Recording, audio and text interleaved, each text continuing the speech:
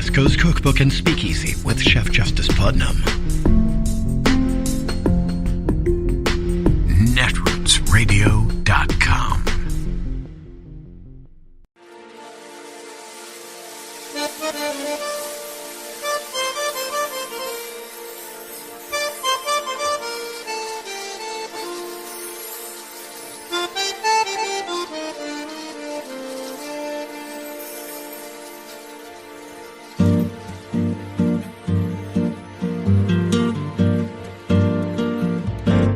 Je voudrais du soleil vert, des dentelles et des théières, des photos de bord de mer, dans mon jardin d'hiver. Je voudrais de la lumière, comme en Nouvelle-Angleterre.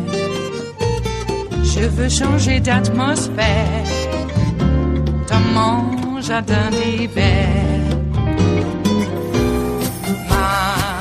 Ma fleur sous la pluie de novembre, tes mains qui courent, je n'en peux plus de t'attendre. Les années passent, il est loin, là je tombe. Nul ne peut nous entendre.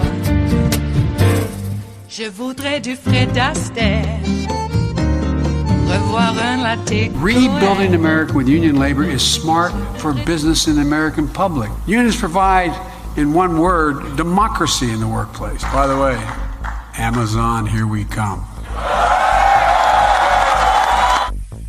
President Biden speaking at a labor convention there. That was just days after the Amazon warehouse had workers celebrate their first ever unionization in the U.S.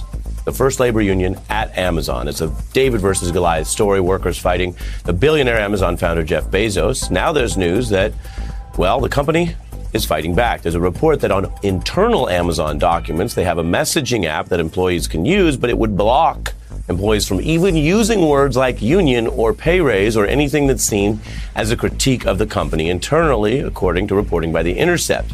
Amazon tells The Guardian it would only screen words that it deems offensive or harassing. I'm joined now by Paul Krugman, Nobel Prize-winning economist and columnist for The New York Times. Welcome back. Hi there. What is the significance of these workers unionizing at Amazon? Well, if we're going to have a rebirth of unionization in America, and unions are what made America once upon a time a middle-class country. And it was the loss of unions that did so much to turn us into the, extremely unequal nation we are now. Amazon is exactly the kind of company where unions should be able to really make a lot of progress. And the fact that the unions finally won one, despite all of the tactics that Amazon continues to use to try and suppress them, that's at least potentially a very, very big deal.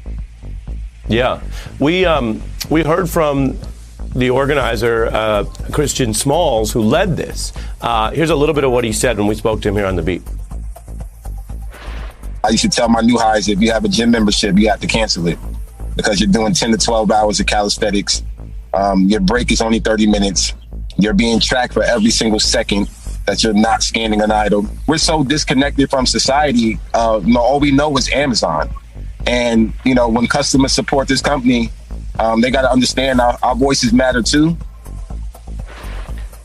I'm curious, Professor, what you think about that part of big tech that we don't always really face. We hear a lot about the knowledge economy and working from home and what people can do in informational sectors, but big tech companies like Amazon are still built on what that person who was involved in it says is really tough, backbreaking labor. Yeah, Amazon, in a way, thrives on an illusion. It looks like a Star Trek replicator or something, right? You click a button and what you want appears, and it doesn't look as if there's any human toil involved.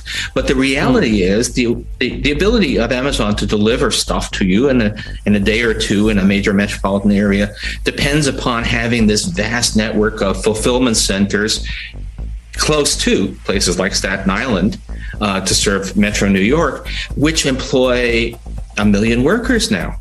I mean, Amazon it looks like this cyberspace website, but it really is. It's a massive labor force, and it's a labor force that's really, really badly treated. It's a labor force that is policed, has very little personal freedom, is paid low wages. It's exactly the kind of company where you ought to have a union, and where the usual argument, well, we can't have unionization because how can we compete internationally? Well, you can't replace a fulfillment center on Staten Island with one in China, right? So this is exactly the kind of company that can and should be unionized, and but it has up until now been extremely successful at basically browbeating workers into not supporting unions, and so it's a big deal that this time the workers won. Yeah, no, and you put it very clearly, and that's really interesting thinking about it like that. I want to turn to the prices that everyone's paying for all kinds of stuff, the inflation. Professor, you win Nobel Prizes and accolades sometimes for really spending years thinking about stuff that most of us probably never think about at all. Now here's an area where your expertise is something that everyone's thinking about and feeling, and it's not fair the way some of this macroeconomic stuff works, because as you know, and you've given a lot of your work to focusing on these problems, it hurts working people a lot more than really rich people when we see these price surges. It's wiping out salary increases and other things. Here's what AOC had to say about her view of what companies are doing amidst the inflation. Take a listen. When 4 companies control almost 60% of an industry, the normal supply-demand curve doesn't really set the price, does it? All of these things that our prices are fair and price hikes are just the result of just completely natural, competitive environment that starts to fall away when the U.S. economy transforms into an oligopoly. My question for you is economic and not political. How much of this is about economic forces, and how much of it is, as some critics have alleged, about companies taking advantage of these conditions to stick it to consumers all the more? Well, look, most of the inflation is economic forces. I mean, global oil prices are up, wheat prices are up, there are supply chain problems, and the economy is running very hot. It's like a car engine that's running way above the red line on RPM. So all of that is not what AOC is talking about. And you should know that a lot of my colleagues in economics very much hate it when people like me say this, but I think there is, in fact, something to what she's saying. I mean, in an environment when you have a lot of inflation for these other reasons, companies that have the ability to set prices, companies have always been greedy, but they tend to be restrained by the outrage factor. If a company just suddenly slaps on a 20% price increase for no obvious reason, people get mad. But if prices are going up on lots of things, then the company may feel, hey, we can get away with this without getting a customer backlash, without getting a political backlash. And that, I think it's actually silly not to think that isn't part. It's only part.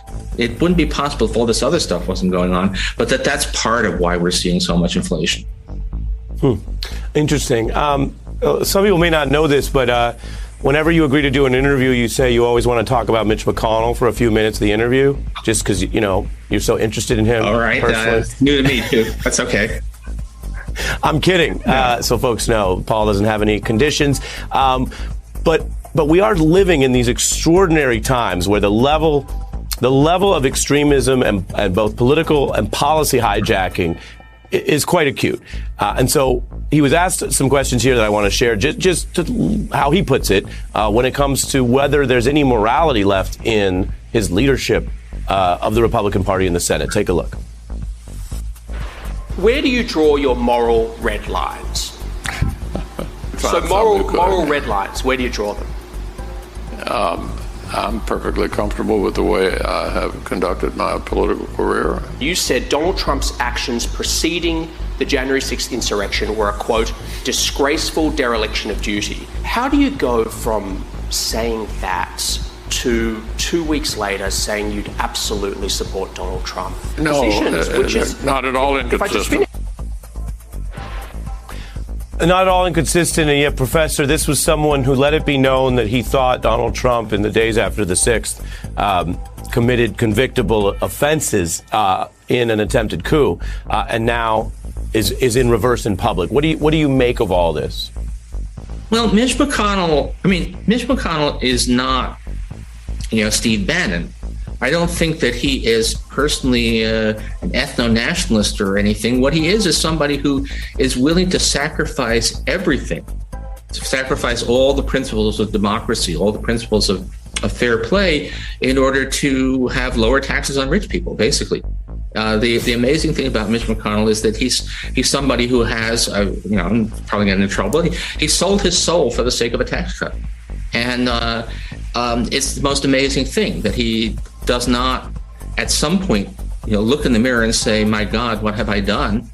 Aren't there things that Trump, unfortunately, aren't there things that trump the questions of conservative economic policy? But in McConnell's behavior, the answer is no. And nothing matters except pushing the country towards a more unequal distribution of income, pushing our economic policy to the right. It is Friday, the 8th of April of 2022. And you are in West Coast Cookbook and Speakeasy. I am your chef de cuisine, Justice Putnam. Gunner the English Bulldog is our snoozing sous chef. And our daily special is Blue Moon Spirits Fridays, because we are all Nighthawks in the Diner of Life. Yes. And it is the late afternoon somewhere in the world, as they say. And the reason it's late afternoon is because the French 77s are virtually mixed, poured, and ready for your imbibing virtual pleasure. And it is a potent spirit, so better to start in the late afternoon rather than at noon.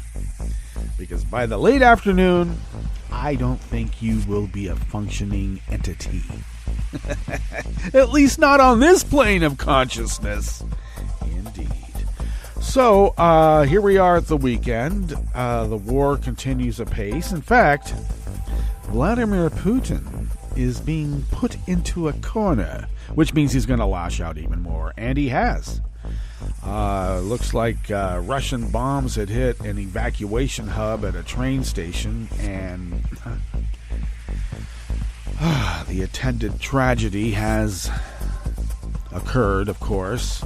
Scores dead, bodies everywhere is what the report said. And I don't know. We're afraid of World War III. I think we are experiencing it right now. So, I don't know. On the other hand, maybe we are crippling this fellow and his regime by increments. I wish it would be done so that we don't have scores and scores and scores of bodies laying everywhere. But that's just me. I'm a romantic. And that's not to say that we have to be warmongers in the midst of this, but sometimes you got to set your foot down. Even the great Dr. Benjamin Spock said, if you make an ultimatum, if you tell your kid that if they don't behave or they're going to get spanked and they don't behave, you have to spank them then. Even Benjamin Spock said that. The idea is not to give them the ultimatum where they have the choice of either behaving or getting spanked. They either behave or they just have to behave. There's not a choice. But we're in this predicament. And there was an ultimatum, and now we have to live up to that ultimatum. It is hard. I know. Yeah. What's the old adage? Nah, let's not go there. We don't want to be too parental in the midst of this, but I think little Vlad has been what shall we say? Forceful? Yes, he's been impotent, or not impotent. He's been quite the fellow. Quite the little man. And I don't know, is this psychological? Is this all born out of some wacko psychology? It must be. So, here we are. And it is amazing how many Republicans because there's no Democrats that I can tell. Well, and let's just make it clear. Tulsi Gabbard is not a Democrat. I don't know what she is. An infiltrator. We'll call her that. She's an infiltrator, but she ain't us. Maybe Sinema. I don't know what is up with that gal either. At least she and Manchin are on our side for a certain few things. But it seems like a wacko dynamic. Anyway, the defense of Vlad by the Republican Party is, I don't know, any other time in America, there would be some drastic repercussions involved here. And I'm talking about being frog-marched. So, I keep telling everybody this is what happens when you don't punch the Nazis. And pretty soon, you'll have your hands tied behind your back. You'll be up against the rock pile or the wall. And there ain't nothing you can do about it at that point, can there? Or is there? There won't be. I don't like the idea of our neighbors coming to get us. But that's exactly what's going to happen because some have bought this conspiracy, this idea. It's like Hotel freaking Rwanda. Or worse. All right. So, what else is coming up here? I did look at a few things. It looks like Josh Hawley was taken to task, and that's a good thing. On the floor, apparently, yeah. I guess the receipts were brought about Hawley's record, and that's pretty good. Oh, a man put an anti-Biden stickers on some gas pumps, and then he had a meltdown when the cops showed up, and then he started effing them. Hey, F you! And the cops tackled him. Now he's really angry. I don't blame him. I guess he would have to be. Angry. On another subject, which we have almost forgotten, the pandemic. I would suggest, and I know I'm preaching to the choir here, but, spread the word. Let's not stop doing what we have been doing, because I think it's going to get really bad again. I don't see in my county any decline in deaths or infections. They continue to increase because this county in particular here in Southern Oregon, and I got to tell you, you hear Southern Oregon, yeah, think about what you might think about when you think about Southern Oregon. What do you see in your mind's eye? Yeah, a bunch of rednecks who never took the pandemic seriously to begin with, and now we are still suffering the repercussions of that. So already, countries they're in dire straits. They have to close certain sectors of their industries down because of it. We're even experiencing it now. But now that we're not getting the big news about the pandemic, people think, oh, it's just okay. Social distance, wash your hands, wear a mask, have circulated air. That is key. And, be well. All right. Eamon Bundy got sent to jail finally, and the judge had enough. An Idaho judge, too, and I got to tell you, Idaho judges aren't known for their liberal tendencies. But when you're a fascist like Eamon Bundy, anybody who disagrees with you is a commie. Well, he thought he could get away with his community service. He had to show up to give the list of his hours of community service that he was sentenced to from previous violations of the law. Little things like trying to take over a state house, hospital, late night threats in person at the police chief's house, for instance. Yeah, it just goes right to the police chief, threatens him.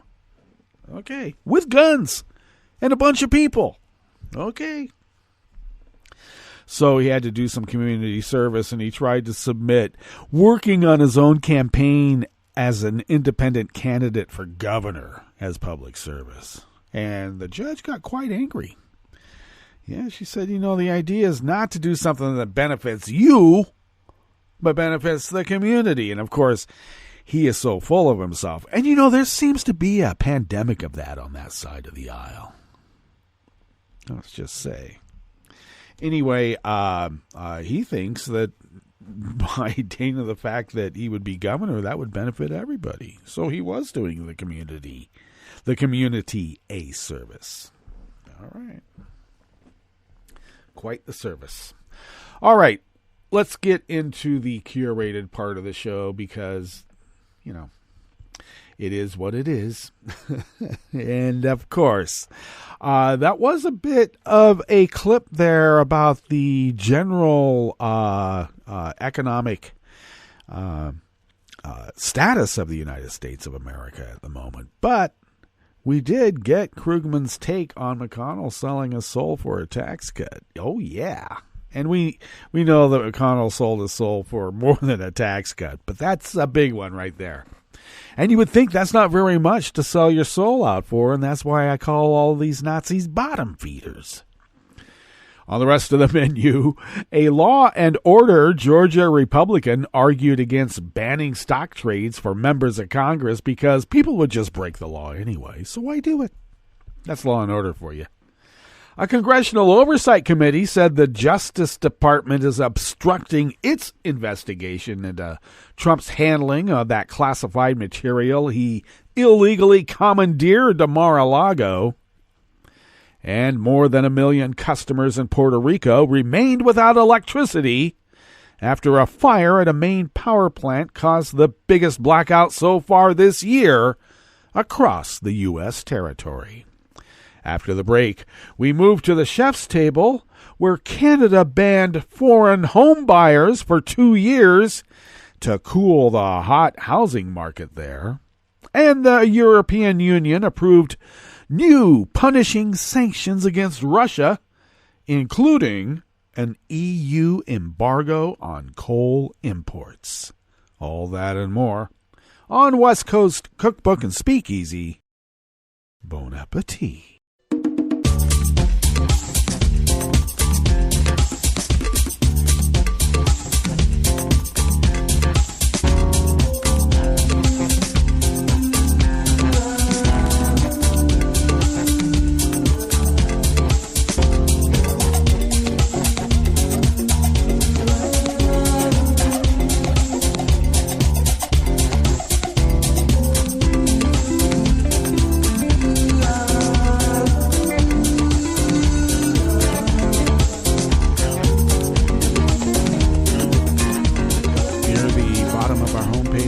netrootsradio.com. To the right of the page is the chat room link, and the chat room is monitored by Kelly Lincoln. Thank you, Kelly. Just as a reminder, here at the end of the week, Kelly will be at Netroots Nation this year in Pittsburgh for the first in-person Netroots Nation in 2 years. And we will be doing our usual Netroots Nation coverage, and especially what we would normally do, because we will be there in person in the personage of Kelly Lincoln. Thank you, Kelly. So stay tuned for Netroots Nation coverage coming up soon. If you would look across the page, our homepage at netrootsradio.com, near the bottom of that homepage to the left, you will then notice the link to our Patreon page. And if you could become a recurring Patreon of Netroots Radio, it would really help us, and I'll tell you why. Because it would help us pay our bills. If you could afford to send us what you might spend on an espresso-type coffee drink, for instance, and send those funds our way once a month, it really does help us pay our bills. And we have found over the 11 years that we have been doing this powerhouse, running this powerhouse of resistance 24/7, 365, that if you pay your bills, somehow you can fly under the radar and we can continue getting away with it. And we're able to do that because of your generosity. And I have to tell you, we still need it. Yes, we do. If you would like to follow Netroots Radio on Twitter, do so at Netroots Radio. Tom takes care of that and so much more. Boy, thank you, Tom. Follow me on Twitter at Justice Putnam. I post the show notes and links diary on Daily Codes about 10 minutes before showtime, and sometimes get that linked up on Twitter and other social media platforms before showtimes, sometimes after. Anyway, the show notes and links are an integral part to this multimedia operation because that's where the real reportage is. Indeed. You can follow the show on Twitter at Cookbook West, and do please pick up podcasts by way of Spreaker, Stitcher, TuneIn, iHeart, YouTube, iTunes, wherever podcasts can be found. And I should mention that when the show gets posted as a podcast on Spreaker, it does go to our Netroots Radio Twitter account automatically. So follow us at netrootsradio.com too. But also the deep archive of the whole Netroots Radio library. Well, we're still down uploading shows from the historical archives here at Netroots Radio over these many 11 years. And that can be found at the Internet Archive at archive.org. All right. This first offering. Oh, you know what? I need to mention about the Secret Service. Did you heard about this? The Secret Service apparently was infiltrated by Pakistani intel agents. And they got damn close to Dr. Jill, which means they could have kidnapped Dr. Jill. Now, are we talking about the Pakistan that has very close intel relations with Russia? That Pakistan? Okay, stay tuned as that story develops. All right, this first offering here in the Bistro Cafe in West Coast Cookbook and Speakeasy. Blue Moon Spirits Fridays. Oh, yeah, give me a drink. I need some more coffee. Is by Emily Singer out of the American Independent. A Georgia Republican, I call them Law and Order, because I always love how they're law and order until the law and order applies to them. Well, he argued against enacting legislation that would ban members of Congress from trading stocks, saying that because people would break the law anyway, it's not worth doing. I don't get it.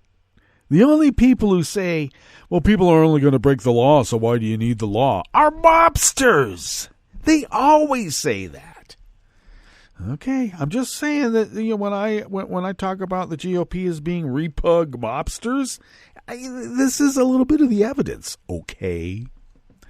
Representative Barry Loudermilk, a repug mobster from Georgia, made the comment during a House Administration Committee hearing on how to reform stock trading for members of Congress, saying that laws can't change or shape behavior. Well, then why do you keep doing it? And that banning members from trading stocks merely strips members of their rights and the freedoms to participate in a free market society. We should be able to break the rules because that's free market. F you. Look, we cannot change behavior, Loudermilk said. Yeah, that's why we're just going to have to incarcerate you and throw away that key. You're unreformable. At the founding of our country, there were 4 federal felonies. 4! Today we have rooms of code books of laws, but yet murders still happen. If government can change behavior, we'd have no murder. We'd have no thefts. We'd have no fraud. So we can't change behavior. If we enact a law that prohibits members of Congress from owning or trading stocks, it will still happen by bad players. Yeah, he just called himself a bad player. Now, Loudermilk's office did not immediately return a request for comment because they're trying to figure out what the hell they got to say to this. In this reporter's opinion, about whether Loudermilk thinks the U.S. shouldn't have any laws because people break them anyway. Law and order for ye, but not for me.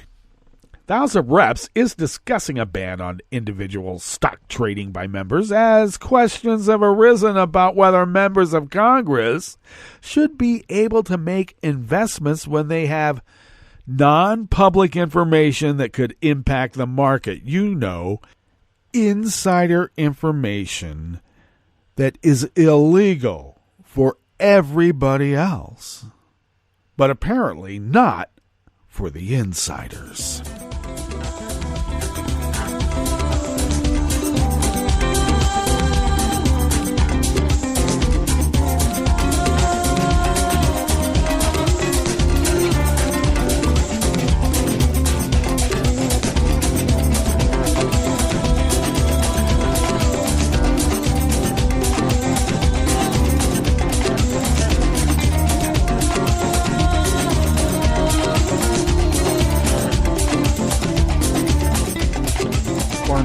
Amiri and Michael Balsamo of the Associated Press bring us this next offering here in the Bistro Cafe of West Coast Cookbook and Speakeasy.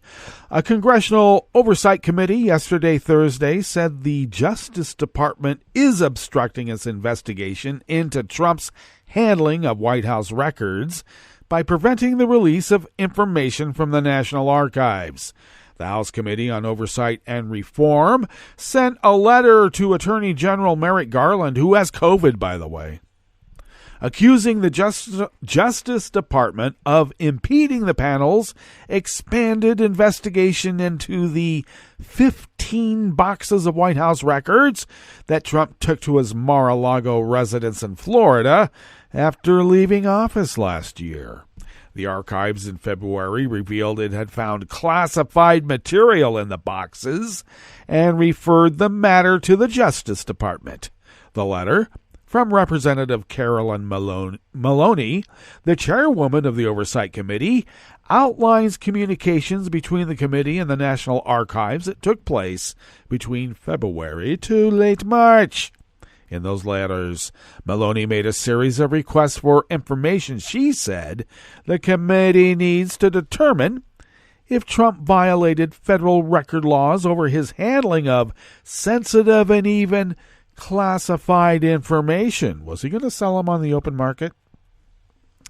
In response, the general counsel for the archivist wrote on March 28th that, quote, based on our consultation with the Department of Justice, we are unable to provide any comment, end quote. Well, I would think the Justice Department has their own investigation going on. But still, this is an oversight committee, is it not? By blocking NARA from producing the documents requested by the committee, the department is obstructing the committee's investigation, Maloney wrote in the letter received yesterday, Thursday. Maloney added that while the committee is not looking to interfere with the department's ongoing investigation, lawmakers have not received any explanation as to why the department is preventing the archivist from providing information about the contents of the boxes. Maybe they need to go into emergency session or security session, closed session. They need to go into closed session. The House's oversight panel has repeatedly cited its authority to investigate matters involving the Presidential Records Act, which was enacted in 1978 after former President Richard Nixon wanted to destroy documents related to the Watergate scandal. And isn't it coincidental that the same people involved in the Watergate scandal are involved in this one, too?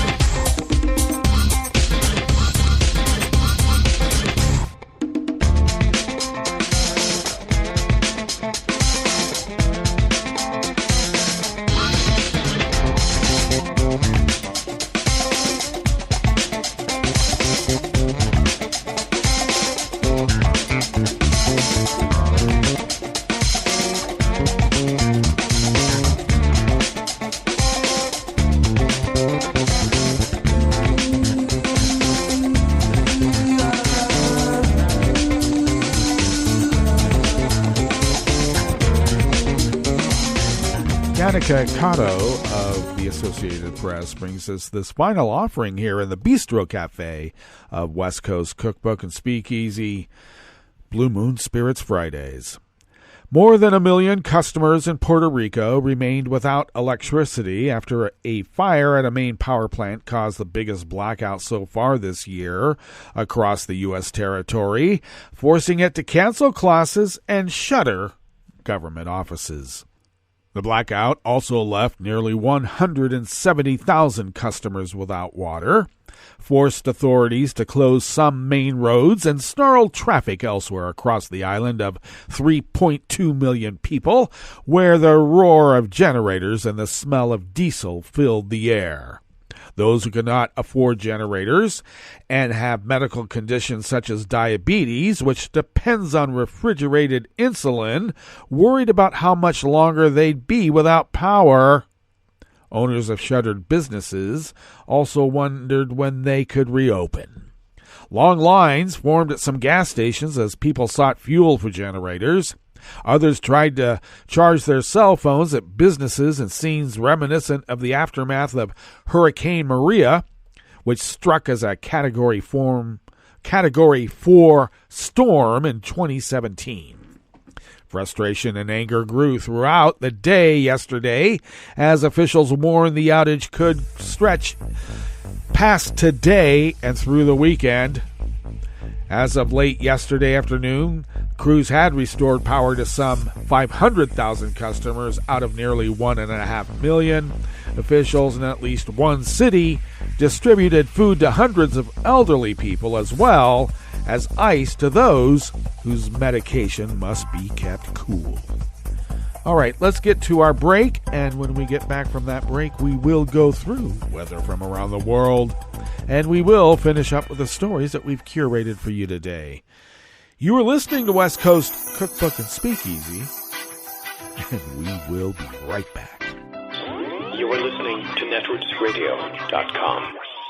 Please hang up and try again.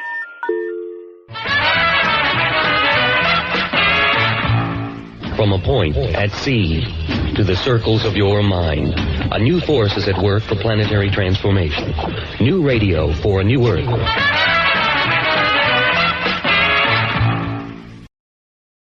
This is Take Two Movie Review. I'm Clinton Johnston. This week, Arting the Storm. In Infinite Storm, director Małgorzata Zimowska, director of photography Michael Englert, writer-actor Joshua Rollins in his first produced feature screenplay, congrats, and actor Naomi Watts tell the true story of Pam Bales, who, as a New Hampshire mountain search and rescuer, climbed Mount Washington in November 2010 to memorialize, or brood about, her two deceased daughters. While there, she found a disoriented young man in shorts and tennis shoes, suffering from exposure while an early winter storm settled in on them both. Most of the press is focused on Zimowska's background as a documentary filmmaker and on Watts working with Bales herself and on their harrowing shoot on a Slovenian mountain in order to quote-unquote get it right, because it's easy to judge a realistic film's worth by how real it looks. And it's also easy when acting can be a matter of imitation rather than interpretation. However, I'd like to talk about some of the artistry in this film. First off, Zimowska agreed to do the film if her producer supported her call for no flashbacks. She actually ends up using a handful, and I can respect her initial instincts, because even though they provide useful background, they took me out of moments I didn't want to be taken out of. Most importantly, though, Zimowska uses a number of two-people mid-shots and close-ups to make this film feel close, which is smart because this is not a film about isolation. It's about a world of people inseparably connected to each other. Even the long establishment shots that show how alone Bales is at her home or on the mountain don't make those places loom or feel overwhelming. They just are, allowing you to catch their starkness or their beauty as befits you. The movie's other themes are what you'd expect, the indomitability of the human spirit, and that one can find resilience and even beauty on the other side of suffering. So does Infinite Storm work? Depends. Are you an ass half kicked or a mountain half climbed kind of person? This has been Take Two Movie Review. I'm Clinton Johnston. Catch up with us at TakeTwoMovieReview.com and feed us back on our channel on YouTube.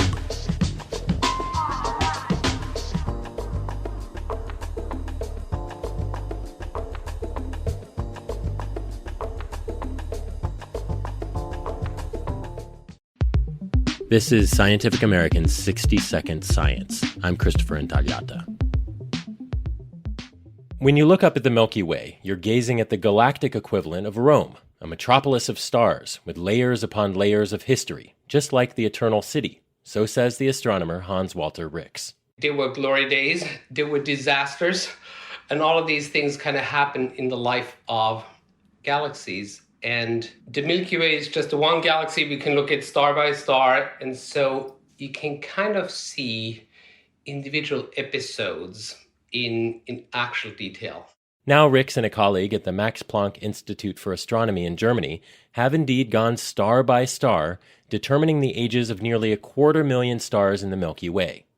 That work has allowed them to reconstruct some of the major life events in the galaxy's evolution over its 13 billion years of existence. What it showed is that indeed the youth and childhood of the Milky Way was turbulent, but actually afterwards we've lived an enormously sheltered life compared to most other galaxies.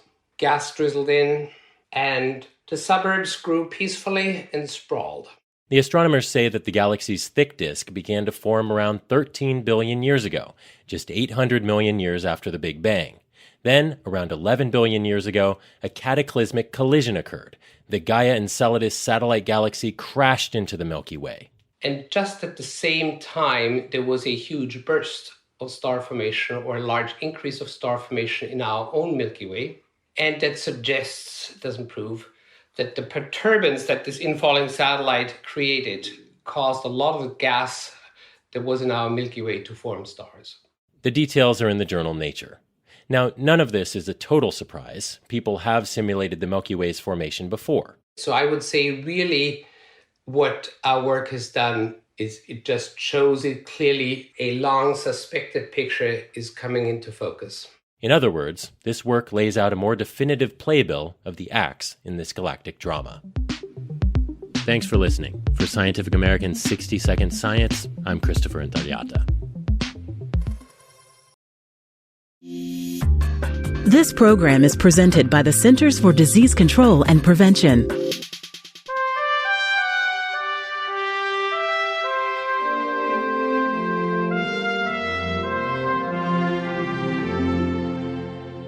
Welcome to A Cup of Health with CDC, a weekly feature of the MMWR, the Morbidity and Mortality Weekly Report. I'm your host, Dr. Kathleen Dooling. From a very young age, we're encouraged to eat fruits and vegetables. Unfortunately, many Americans are not getting the message. Dr. Seung-Hee Lee Kwan is with CDC's National Center for Chronic Disease Prevention and Health Promotion. She's joining us today to discuss the importance of eating enough fruits and vegetables. Welcome to the show, Seung-Hee. Thank you for having me. Seung-Hee, what is the recommended amount of fruits and vegetables? The federal guidelines recommend that adults consume at least 1.5 cups to 2 cups of fruit and 2 to 3 cups of vegetables each day. This is for adults who get less than 30 minutes of physical activity a day. Adults who are more physically active need more calories and thus should be eating more fruits and vegetables. 1 cup is about 12 strawberries or 1 large tomato. How many people consume the recommended amount of fruits and vegetables? We found that very few adults are getting enough fruits and vegetables. Just 12% are eating the recommended amount of fruits, and less than 1 in 10 eat enough vegetables. And consumption is lower among men, young adults, and adults living in poverty. Why is eating a diet rich in fruits and vegetables so important? Eating a diet rich in fruits and vegetables can help with 3 things. 1, it can reduce the risk of many leading causes of illness and deaths, such as heart disease, type 2 diabetes, some cancers, and even obesity. It can also add important nutrients that are commonly missing in Americans' diet. And it can help with weight management if adults consume fruits and vegetables instead of other calorie-dense foods. How can we meet the recommended daily intake of fruits and vegetables? Try to fill half of your plate with fruits or vegetables at each meal or every eating occasion. Making fruits and vegetables the focal point of your meal will help you meet your recommendations. For example, recent studies have shown that adults get most of their fruit during breakfast and snacks. So you can try adding berries to your morning oatmeal or grab a piece of fresh fruit as an afternoon snack. For vegetables, most adults eat them at dinner, so try adding more into your lunch by adding a side salad or packing a snack of baby carrots or grape tomatoes. Are canned or frozen products just as good as fresh? All forms of fruits and vegetables count towards meeting the recommendations. For the most health benefits, make sure that the fruits and vegetables you consume have a limited amount of salt, butter, sugar, or creamy sauces. When selecting canned fruits, choose the ones with lowest sugars. And for canned or frozen vegetables, choose those lower in sodium. Where can listeners get more information about eating a healthy diet? Listeners can go to cdc.gov/nutrition or choosemyplate.gov. Thanks, Seung-hee. I've been talking today with Seung-hee Lee Kwon about the importance of eating a healthy diet.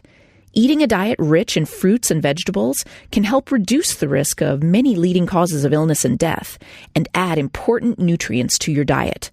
Make sure you're eating enough. Until next time, be well. This is Dr. Kathleen Dooling for A Cup of Health with CDC. For the most accurate health information, visit cdc.gov or call 1-800-CDC-INFO.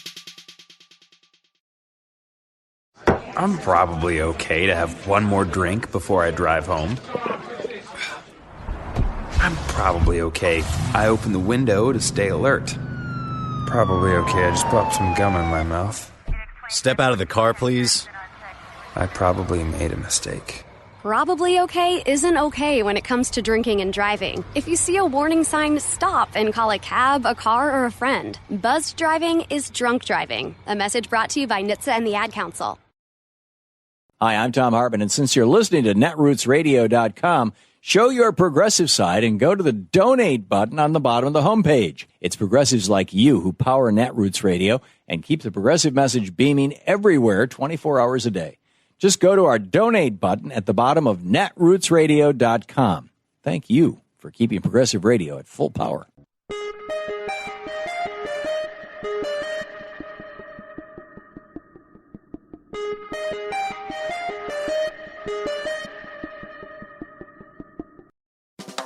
Welcome to 60 Second Civics, the daily podcast of the Center for Civic Education. I'm Mark Gage.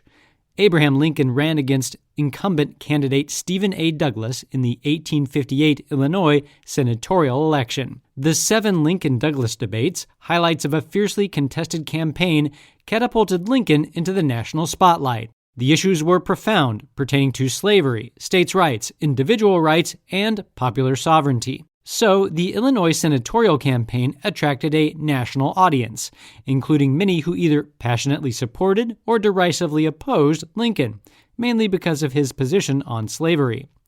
Douglas won election to the Senate in 1858, but Lincoln won the presidential election in 1860. After gaining the Republican Party's presidential nomination, he defeated 3 rivals, including Douglas. Slaveholders in the southern states, greatly disturbed by Lincoln's election to the presidency, considered drastic options, including withdrawal from the federal union forged by the 1787 Constitution. That's all for today's podcast, 60 Second Civics, where civic education only takes a minute.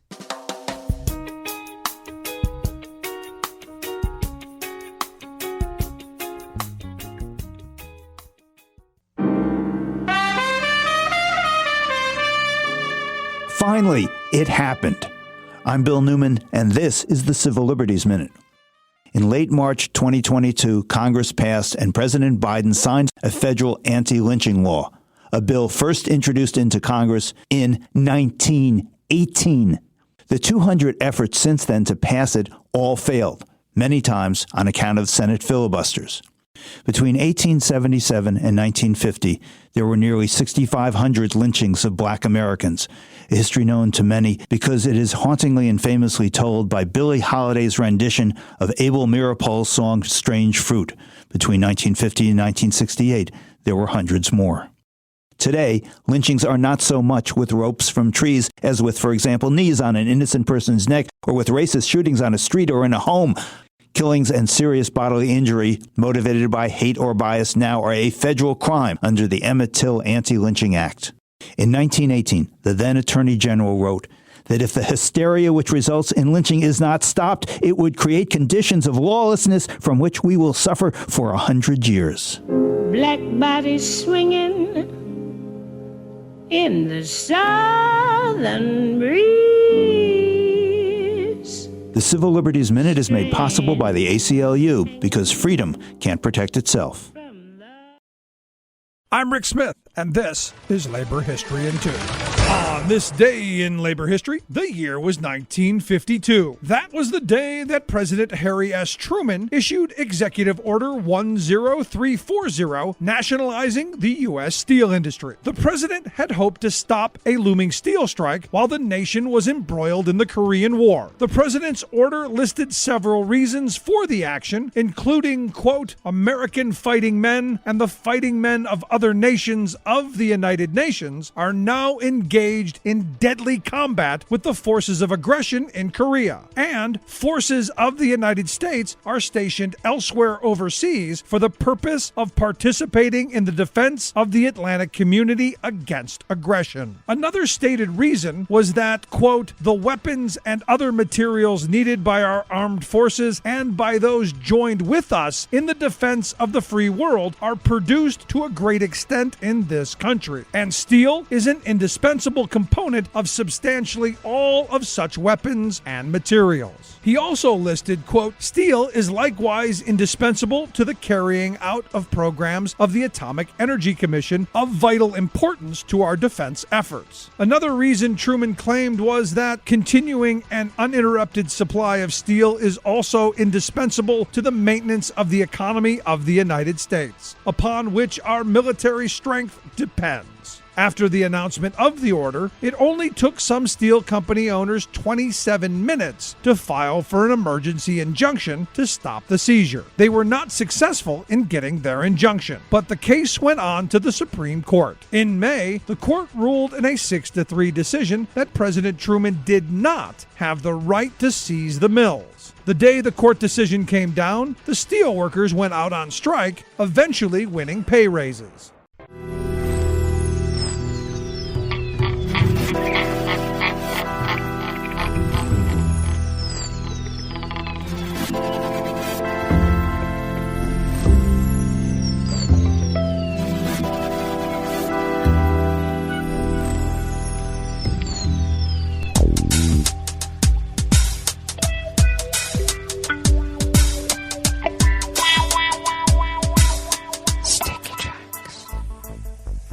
Thank you for accompanying us here to the chef's table at West Coast Cookbook and Speakeasy Blue Moon Spirits Fridays. We always begin weather from around the world along the banks of the Rogue River and the Rogue River Valley of Southern Oregon on the west coast of the continental United States of America, where it is currently 55 degrees Fahrenheit, expecting a high of only 63. A precipitous drop from how we were yesterday, where we were bumping 90 at parts of the mothership here, because it's hotter on some sides of the abode than others. And we are expecting a low tonight in the mid-30s. What the heck? Because we're going to be even colder tomorrow, Saturday, only the mid-50s, with overnight lows again in the mid to low 30s, with snow and rain expected Sunday through most of the week. Okay. Spring flowers, goodbye. Looks like, that's the abbreviated local forecast for what's coming up. Confirmed cases of coronavirus have increased here in Jackson County in Southern Oregon. As I mentioned earlier, we now stand at 426,051, and our deceased have also increased by 5, and we now stand at 517. Grass pollen is rated moderate right outside the window here in Rogue River proper. The air quality index for the region is good at 25 parts per million, which means idiots are going to burn their trash because they're allowed to. I don't know why, but they are. And the daytime UV index has spiked to high at level 6. So do take care if you are in a region with those numbers. I know I will. Barometric pressure is holding steady at 30.28 inches. Visibility is up to 10 miles. And relative humidity is at 72%. Weather from around the world is brought to you by a crowd of crowdsourced weather stations that crowdsources from around the world. London is 52 and partly cloudy. Paris is 40 degrees with a rain shower and a flash flood advisory. Wow.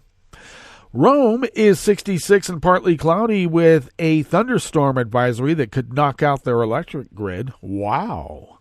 Kyiv is 50 degrees and partly cloudy with a forecast of bombs. Kabul is 66 and mostly cloudy.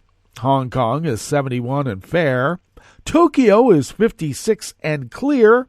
Sydney, Australia is 68 degrees and partly cloudy. San Francisco, California is 55 and sunny. And New York is 55 degrees Fahrenheit and fair. And that is weather from around the world, brought to you by a crowd of crowdsourced weather stations that a crowd crowdsources from around the world.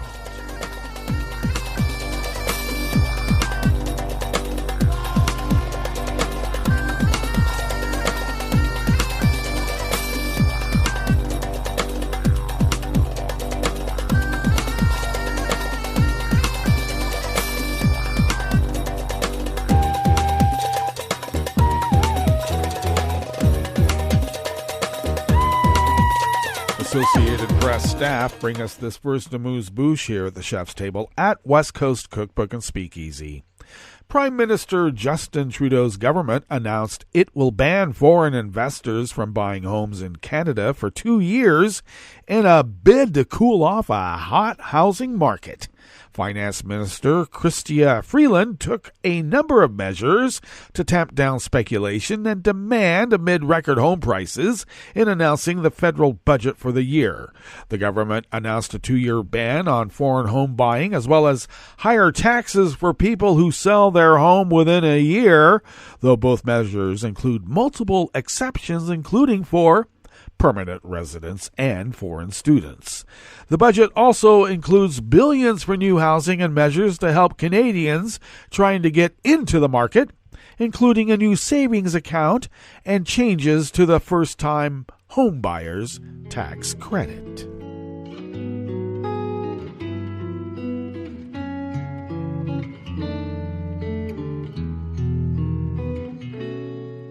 Je te donne ce mon amour pour la vie entière. La promesse de me trouver à tes genoux. Aussitôt que tu m'appelles, rester toujours fidèle. C'est tout, c'est tout. Je te donne tous mes printemps, mes étés de mer. Mes automnes, quand les feuilles tombent partout. Si ce n'est pas une bonne affaire, je te donne tous mes hivers. Rafe Cassert of the Associated Press brings us this final amuse-bouche here at the chef's table at West Coast Cookbook and Speakeasy, Blue Moon Spirits Fridays, because we are all Nighthawks in the diner of life. European countries approved new punishing sanctions against Russia, including an EU embargo on coal imports in the wake of evidence of torture and killings emerging from war zones outside of Kyiv.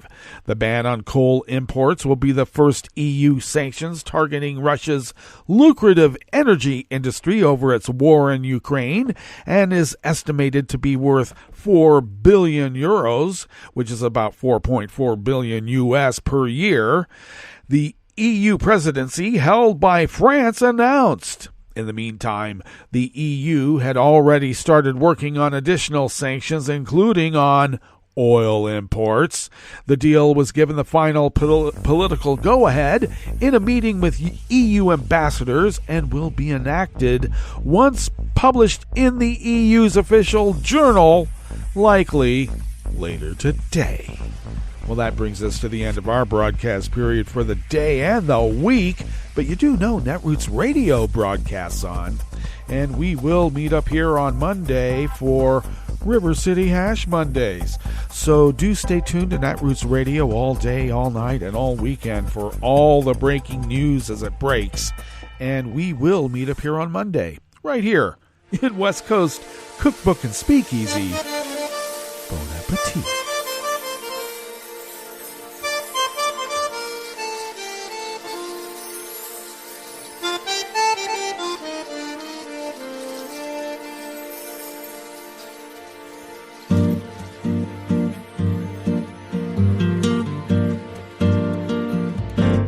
Je voudrais du soleil vert, des dentelles et des théières, des photos de bord de mer, dans mon jardin d'hiver.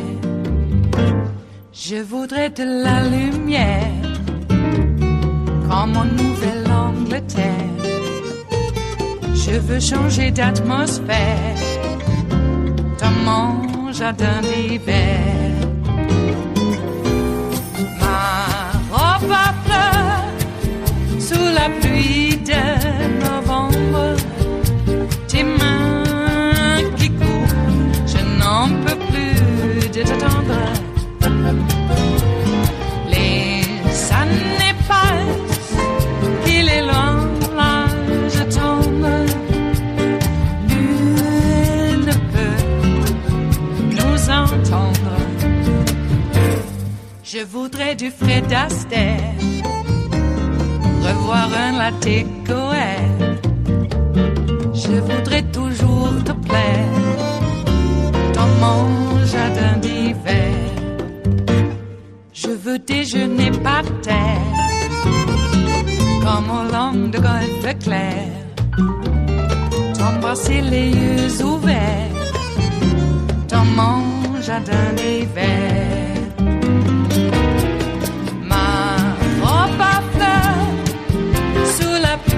De novembre, tes mains qui courent, je n'en peux plus de t'attendre. Les années passent, il est loin, là je tombe. Nul ne peut nous entendre.